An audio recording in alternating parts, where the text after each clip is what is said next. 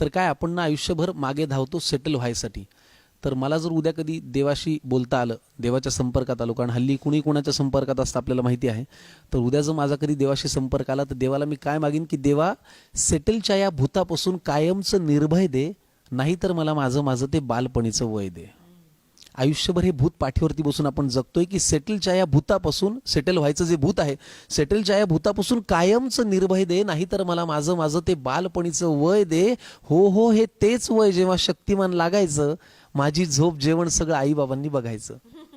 आजोबा आजी आई बाबा ताई सुद्धा असायची, संकटांना जवळ येताना यांची भीती वाटायची.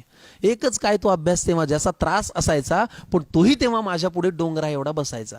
अरे एकदा मला लहान कर, त्या पेरूच्या झाडावर चढू दे. एकदा मला लहान कर देवा, त्या पेरूच्या झाडावर चढू दे. अर्जुनाची गोष्ट ऐकत आजोबांजवळ पडू दे. लहान तर कर न, मी वाढलेलं सगळं सगळं खाईन, मित्राकडे जाईन अभ्यासाला आणि अभ्यासच करून येईन.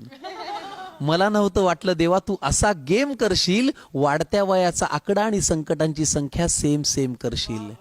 आणि म्हणून हे सेटलचं भूत पाठीवरती बसून आपण नशिबाचे चाकर मानी असतो, आणि खरे सेटल आपण आपल्या लहानपणी असतो. खरे सेटल आपण आपल्या लहानपणी